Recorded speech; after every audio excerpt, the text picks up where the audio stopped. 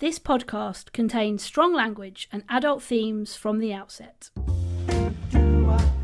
Finding the funny. Finding the funny.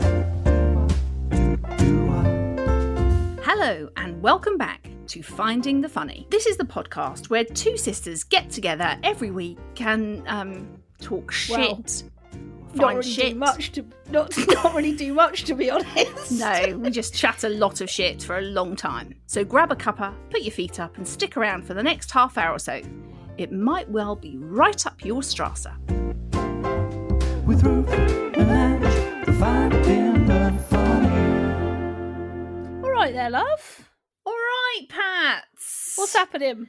I mean, not a lot, but, you know, life is beginning to return to some normality. Life is feeling like it's coming back to us. It is. It is coming although back. Waking up to snow was not expected. Yeah, no, that was a bit of a weird one. Unexpected, yeah. But I am going to a pub garden on Wednesday evening, and I can't bloody wait. Can't bloody wait. Cannot bloody wait. Yes. She's going to be pissed out of her head by 10 minutes in. I think I'm going to be pissed out of my head after like one. Oh yeah, you will, definitely. My drinking habits have definitely changed in lockdown 3.0. They really have. I mean, obviously, given my stories yesterday on the old gram, if anyone's seen, I actually bought a small bottle of fizz and actually did deeply regret that. But I think that just is a sign of, Yeah. I'm on the old, just trying to be a bit more healthy with that shit. Sure. Yeah. I heard a thing this week that made me feel, well, I'm just going to share it with you, what I heard. Okay. When we now talk about the 90s, it's like the people in the 90s talking about the 60s. Oh, good God. I mean, that actually messed with my head a bit, because 1991 is 30 years ago. Shit. So now when we're like, oh yeah, back in the 90s, which I feel like was about 5 years ago. Yeah. It's actually the same years ago as when Mal and Margs were saying, oh yeah, well back in the 60s, when they're in the 90s were saying to us, well, we didn't do that back in the 60s, it's exactly the same. We are now those fucking people. Oh God. We're the people saying to Joel and Ellen, well, back in the 90s. Yeah. That is a real shitter, that. Well, I had a conversation with somebody this week after Prince Philip died. Which was just desperately sad, wasn't it? I just really feel for the Queen. I just think any grief is awful, absolutely awful, but so publicly, and for 73 years they were married. Like I just think for her, she just must feel just a depth of sadness. Anyway, I was talking to this girl this week, right? And I said, well, do you remember when the Queen Mum died?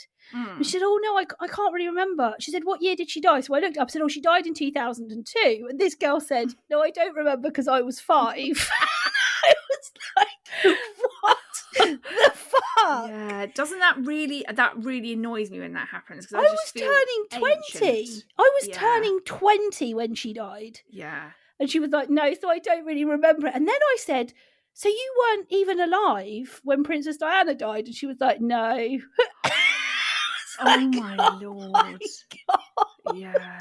That is crazy. It is scary, isn't it? Yeah. It is scary how the time just actually does fly. Somebody put up a box that I follow on Instagram that said, tell me the things that you've believed that aren't actually true. Yes. And I thought it was quite funny. So I did the same. You copied. And we've got a few of those to share, but we've actually got our own one to share, haven't we? So Ange, you go. What's something you've believed to be true and then found out isn't actually true? Well, this is something that actually I realised wasn't true very quickly in that moment, but there was a moment where I did believe it. Okay. And this is going back years. Like I'm talking like 20 odd years ago. Okay. And I don't even know why this came up, but basically Ian told me that the police had started using nipple prints when they go, like if there's a burglary, they've started using nipple prints, right? I actually said, wow, that's such a great idea because your nipples do have a lot of lines and, you know, a lot of detail in them. And then I said it and I thought, hang on, who's burgling a house and then rubbing their nipples everywhere? So I very quickly realised my own stupidity, but just for a second thought, that is great. I don't know why the police haven't done that before. Yeah. You know, sod fingerprints, let's go nipple prints. Gets the old nipples. Yeah. Well, mine went on for a longer period of time. So I had, do you remember the band The Wanted? So one of my friends at school told me that they were called The Wanted because at one point in their lives they'd all been wanted by the police. And I bought it. Believe that? Yeah, I bought it hook, line and sinker and went round telling everybody. And then when I met Matthew, which we're talking there was a good probably 15 years, I told him and he said that? Oh yeah, I was telling everyone. I was going around saying, you never guess what? You know the band The Wanted? They're called that because they were all wanted by the police at some point in their lives. Isn't that amazing that they're like, you know, now in a band and what great hope really that gives to young people. Isn't that brilliant? You know, and people were like, all right, cool. Said it to Matthew and Matthew was like, what? I said, no, that's true. He said, who's told you that? I said, oh, just a mate of mine that I went to school with. And they were like, okay. He was just like, this is ridiculous. Yeah. Google it. I googled it and realised it wasn't true. I can't believe you believed that for so long. Joe's just asked if I've double checked the Will.i.am reference from last week. I did. I googled that straight away as soon as one of my friends told me, and it is true. He is a self-professed liquidarian and he doesn't chew food on a Monday. But I believed that. Because of the little box, we also got some from our listeners. Yeah. And here are just a few of the ones we thought were actually very good. So someone said that they believed that sheep had shorter front legs to stand on hillsides. That came up quite a few times. I have never heard that. Ever. No. We also had one that said, I believed that Americans write their R's backwards because of the Toys R Us sign. So somebody had obviously said, she'd obviously been like, why is the R? Well, that's how Americans write their R's. They're R's. They're R's. Yeah. We also had someone said that her brothers made her believe that the sea is 64% urine. It's so specific, guys, and that's what I love about that. Well, no, the percentage 64. Of urine in the sea, it's been calculated at 64%. 64%. Yeah. I think the thing is, when people come up with stats like that, they do seem believable because you think, well, fuck, okay, 64%, you've already done your research. Yeah, they've come with some high figures. And then I actually think this was my favourite one. Yeah, this is a good one, this one. Somebody put, we convinced my daughter that her middle name was Boris. She had hair like Bojo at the time. Her nursery worker then took me to one side and asked if Catherine's middle name really was Boris. I mean, that little girl just going around, yeah, my name's Catherine Boris. Catherine Boris, yeah, Catherine Boris Smith. That's what I am. So, Ange, shall we? Let's do Le Big Question. Oh, nice hairpin at the end. For any musos listening, that hairpin would have been absolutely picked up. I learned that in all the music lessons I had as a child. Even though you were told that a career as a musician. Yes, even though I'm actually totally shit at music. Yeah. So we had an email in this week from Phil. And Phil said, loving the podcast and have binge listened to them since I found you last week. Well, look, welcome, Phil. We're pleased you're with us. Phil. Anyway, I have a big question for you. How do you feel about shower curtains? keep up with the good work. I love listening, Phil. I think they're a product of the devil. They're shower curtains, I think, is possibly one of the worst inventions ever. Yeah, I agree. They are just shit. Totally shit. Now, look, I don't mind a shower curtain if it's in a bath. So you've just got if it's just one length. Yeah, and you've got a lot of. It's when you're in a cubicle. Yeah, when it's like literally goes around you. Now Matthew's nan, God rest her soul, she did have a cubicle with a shower curtain. Now, obviously, I'm a larger lady. It was a fucking nightmare. Yeah. The amount of times I ended up with it like wrapped around my boobs. Yeah, or your buttocks. Just like, it's the way like Velcro they stick to you. They just it? stick. Well, and it's the minute you're wet. Like the minute you turn the shower on, it's like they just stick to every bit of your body. It's like when you throw one of those jelly men at the wall. Yeah. And they slowly make except the shower curtain doesn't do that. No, but it slowly makes its way up your body because you're like, oh, get off my legs, and then it's like stuck to your side, and then you're like, get off my side, and it's like stuck to your shoulder. They are. Shoulder. It's also like some sort of hotels, obviously not your flashy posh ones, because they're I mean, you wouldn't have any of that shower curtain shit. But if you go to your sort of more, slightly lesser end, cheaper sort of vibe of hotel. Let's not name them. Let's just let people figure that out for themselves. Figure that out, yeah. But a lot of them still do have the shower curtain. Oh yeah, and that because the baths in hotel bathrooms of the cheap end are so narrow. Yeah, why are the baths? They're like an E-flat bath. That's what Mal calls them. Again, shout out to the musos. You'll know what that means. They are like I don't even think they're baths. I just think they're slightly larger basins. I mean, they're weird though, aren't they? Because they're very low, with very low sides. Yes. And like very narrow. And like lengthways, they're like squashed. I mean, I'd be lucky if I'd get a thigh in one. Yeah. And that's what I mean. Really? Like, so you've got a very small, shallow, narrow bath with then a shower curtain that's only running down the length of the bath. So you haven't got to wrap around. But still, because it's so small, it just still sticks to you. But also, what about, I think we've all done this, haven't we? What's that? Well, I can obviously only speak, but I think you're going to agree. We've all done this, haven't we? You're like, well, what? I don't know what yet. What is it you're going to say? You forget to tuck the shower curtain into the bath. Oh, holy shit. You've got a flood. Dangerous. You've got a reservoir. The whole of that floor is now a pool. Just like soaked. Yeah. And the worst is when you're in the shower and you notice halfway through and you're like, fuck, shit. I've left it hanging out of the bath. Yeah. Getting out. Have you ever slipped in the shower? Yeah. Oh, yeah. It's actually terrifying. It is, yeah. Isn't it? Like, you try and find something to grab onto. Hold on to. And your legs go like a cartoon character. Like the old Tom and Jerry. Yeah, really quick. Or like Roadrunner. Yeah. Yeah. And you're like, shit. And before you know it, you're down. That's it. You're down. Yeah.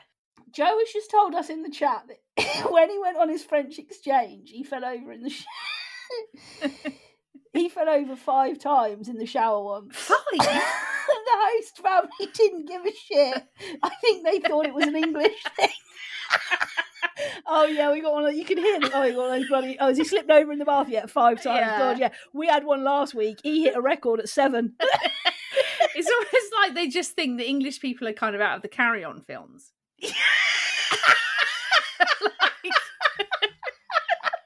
Oh yeah, that's what they the do English that do. slapstick again. Yeah, they just fall over all the time. Yeah. Expect Joe to come out with a massive piece of wood and turn around and whack somebody in the head with it. Well, look, Phil, that is a great big question, I think. Yeah, totally. And I think they're the work of the devil. Yeah.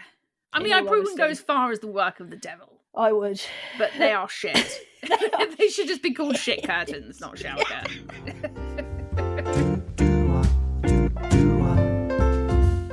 Right, now, Pats, we got a slight little variation here this week on the old shitting tits because you is bringing it. Yeah. Hit us with your shitting tits, Pats. What gets this? Now, this, I can't believe I haven't bought it already. Like, we're nearly a year into the podcast, and I can't believe this hasn't come up yet. Mm-hmm. The thing that gets on my shitting tits is fancy fucking dress parties. Stop them. It's stupid. For my 40th, I'd like everybody to come as a cartoon character from the year I was born. Piss off! We don't need to see John dressed as Danger Mouse. No, it's just not. Actually, I would. It's just not needed. No. What is it about people? It's also it's the faff. It's when my when God. you get an invitation to a party and it's like, we'd like you to dress up in your 80s or 90s or cartoon or all that bollocks, right? I literally go, for fuck's sake, I've now got to find something to shitting wear. But I just think going to a party, right, is enough of a thing anyway. You've got to get a present, which is fine. Yeah. I love getting gifts for people. No problem with that. You've got to find where the venue is. You maybe got to travel. You've got to, to then add the layer of, I want everyone to come dressed as my favourite. I want everyone to come as my favourite food. I've put a list of my favourite foods on the back of the invite. Yeah. Please pick one and attend. Yeah. I just think it's just stupid. It's just totally complete stupidity. Yeah, it is. It really does irritate me why people choose to do fancy dress parties. Yeah. What do you feel about like the murder mystery evenings? God damn bollocks too. Do you remember when Margs went to a murder mystery? Yeah, that's what so our mum went to we call our mum Marg. She went to a murder mystery with some people from mum and dad's church. And after the starter, somebody said mum didn't really understand what she had to do. She didn't really know what this was about. No. And this guy said to her, Margaret, are you the murderer? And she said, yes, I am. It's the whole thing, the whole evening for everyone. Because they'd only had their starter and she'd just owned up. I mean, it was just brilliant. When she told me, I just couldn't stop laughing. I was like, Mum, that is absolutely brilliant. I find them a bit weird. Yeah, I do. Like you've all got a script. Yeah, you've all been told what character you are. Yeah. What you got to dress as. Yeah. And you all go to this evening and you just spend the evening talking to people but kind of sticking to your script and trying to work out who the murderer is. I just don't get it. No, I don't get it either. No, I'm not down for any of that. No. And look, it's my 40th next year, so I'm already starting to think about what am I going to do. Yeah. Just for anyone who's listening who's a friend of mine, don't worry, there's going to be not a single fancy dress thank episode in sight. Yes. Well, I'm pleased to hear that, Pats, because I wouldn't come. You wouldn't be coming. I'd say I'm not. Pats, if you're asking me to dress up in some shit, forget it. I ain't coming. Nah, forget it. And I'm not going to get you a gift either. No. Well, I think that's a given anyway, whether I do fancy dress or not. That's true. Yeah, that is true. Yeah.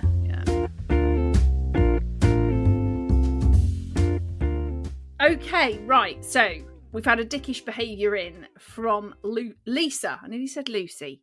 No. Lisa Aunt Graham. She has sent this dickish behaviour in.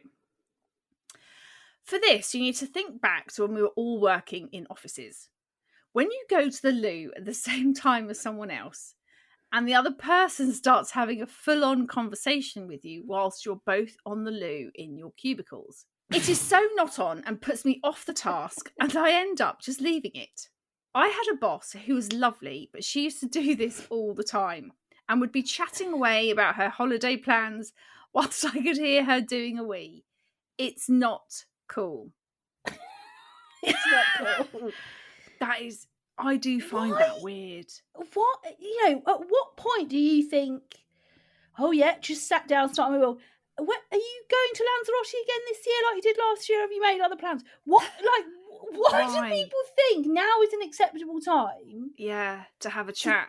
It's like, those people, I think, are just desperate to boast about their holiday plans, and they know they can't do it on the office floor. Do you think, though, I think sometimes it's like a nervous thing, like... Oh, right, awkward. Yeah, I'm in the cubicle. I know that Sandra's next door to me in that cubicle. She's going to now hear me piss. I'll start a conversation because that will distract from my piss. And, we can just have a chat while I'm taking a big wee. I do think sometimes people, it's like a bit of a nervous thing because you know that someone is next door listening into your wee-wee. I I think it's more like people want to be like, right, I want to tell people, like, because there's those people, isn't there? We had someone else message in for this with dickish behaviour, which I do. There's those people who have always got a fucking holiday coming up. Yeah. Like, although probably not so much recently. No, but pre-COVID, you had those people that would be like, oh yeah, January 1st or 2nd when you're back in the office, you have a great Christmas. Yeah, well, over Christmas we've booked 3 holidays. Yeah. So spring we're gonna just head to the Algarve for a couple of weeks. Yeah, that's nice. September, because we don't like to go in school times. We don't have kids. So kids and shit. September we're going to go to Lanzarote, and then we've booked the Maldives for the end of the year. And you're just like, okay, fuck you. Yeah.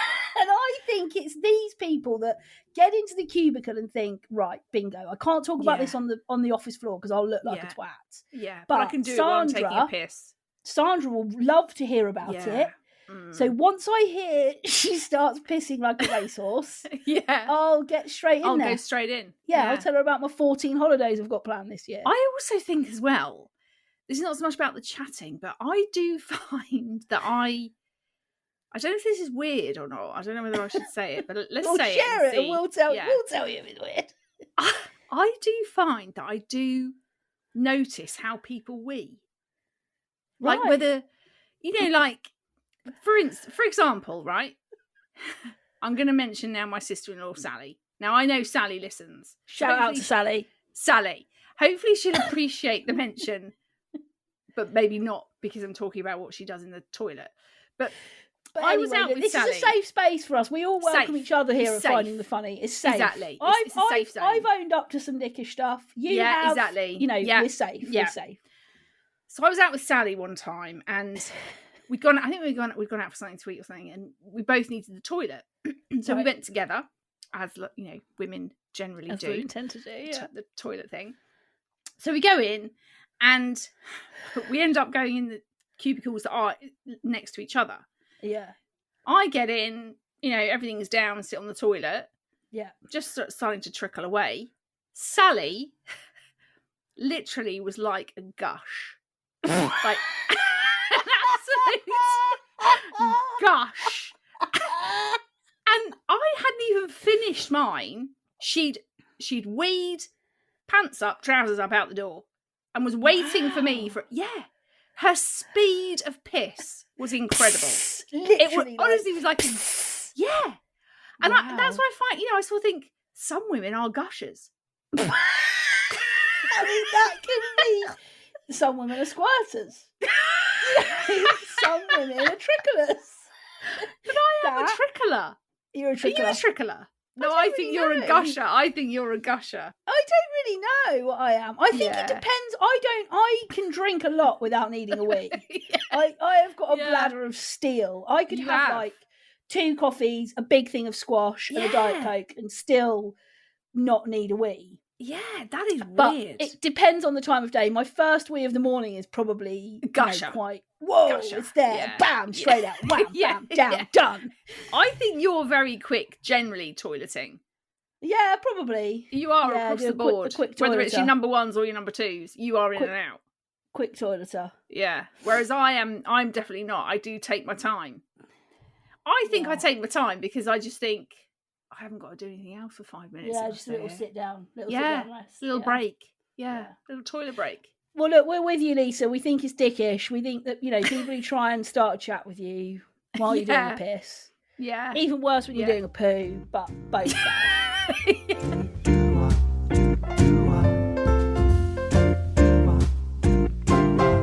So, we are now at our, what we call Don't Go There section. Yeah. This week, and Ange and I thought we'd have a chat about those times when it's sort of been branded as toxic positivity, hasn't it? That's what people has kind of started to talk to him label. That's the label. Yeah, when perhaps something happens in your life that is difficult, really hard, difficult to manage, and I think well-meaning people think they're doing the right thing by saying, the good die young, or, it just wasn't meant to be now. Yeah, or it wasn't meant to be. Yeah. And, I think it's really important that we have these conversations to normalise this, actually, because I think we need to start to realise that a lot of the time that doesn't feel helpful. for people, and I probably, if I go back maybe 5-10 years, I probably would have been that person that would have tried to find, so that it didn't feel awkward, would try to find something positive that I would feel caring and kind to say to kind of fill the silence. But I suppose as I've endured more kind of loss and grief in my own life and kind of trauma, I've actually realised that it just doesn't often feel very helpful. No, does it? To kind of have that. I think the thing is, I think there is a time and a place for those conversations, but not necessarily right at that moment that someone's coming to you with whatever it might be. And it can be, the spectrum is so huge, isn't it? Because it can be I didn't get that job that I went for, or the house we were going to buy has fallen through. It can be those things of life that actually are not absolutely awful, devastating, like losing someone you love. That it's the other extreme, but there's still moments in someone's life that are really disappointing. Those moments where a job you really wanted to get and you've gone for it and you haven't got it. At that moment, you don't want someone saying, "Oh, well, it just wasn't meant to be." I know. Because in that moment, you're really disappointed and you're kind of thinking, "Oh, God, what am I going to do next?" And, that was the job I really wanted, or that was the house I really wanted. Yeah. So I think it's that you do need to sometimes have those conversations with someone and sort of say, look, there will be something better that comes along. It won't, this did happen because it just wasn't meant to be. But actually, in that moment that someone comes to you with that's not what they particularly want to hear or need to hear. They actually just need you at that moment to go, I'm actually really sorry that's happened. Yeah. And that you didn't get the job. And then you've got the other extreme of, when people lose a loved one and, things that are, or someone who's, really terminally ill and, that the extreme of that emotion, it's like people just want you to kind of acknowledge that moment, that feeling, without trying to put a positive spin on it.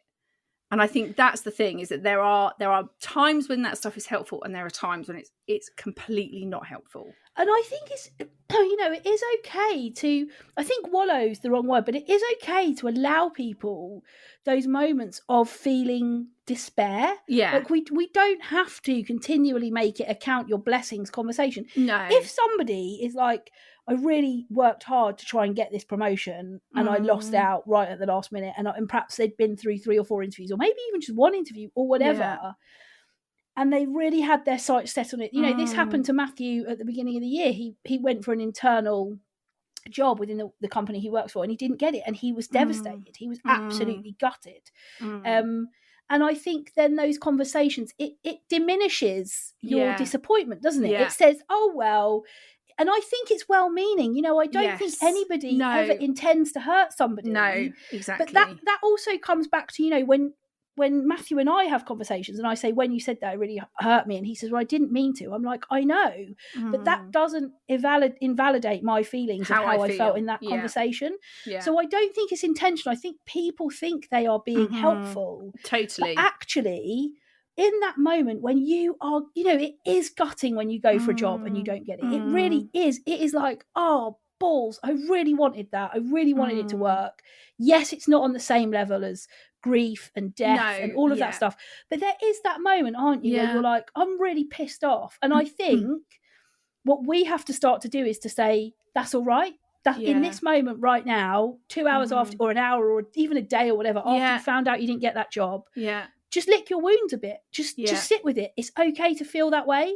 Yeah. And I think we're so desperate in our need, I think, to sometimes rescue. I think, we naturally have a bit of a messiah complex, don't we, as humans? We want to sweep in and say, it's okay. Everything's going to be fine. Don't worry. Just round the corner, there'll be the best job or just round the corner, that bigger house that you thought you wanted will be there ready. And we want to do that. Yeah. But I think in those moments, we are basically saying to that person, this feeling isn't valid. Yeah. And I think that's the hardest thing to hear as a human when you're really sad or disappointed about something. Yeah. And I think that's exactly it. It's sort of allowing or enabling you to feel negative about a situation. That's right. And saying that is okay. Yeah. Right now in this moment, whatever it is, that's how you feel, and it's okay for you to feel that. And I'm not going to try and make you feel better. I'm not going to try and give you some positive spin on this bad situation you found yourself in. No. Just allow yourself to be there and feel it, and know that actually giving yourself some time and a bit of space, and you'll get your head around whatever you will be able to look at it in a different way. Yeah. But right now it's okay to feel negative, and I'm not going to try and put a positive spin on that. Yeah.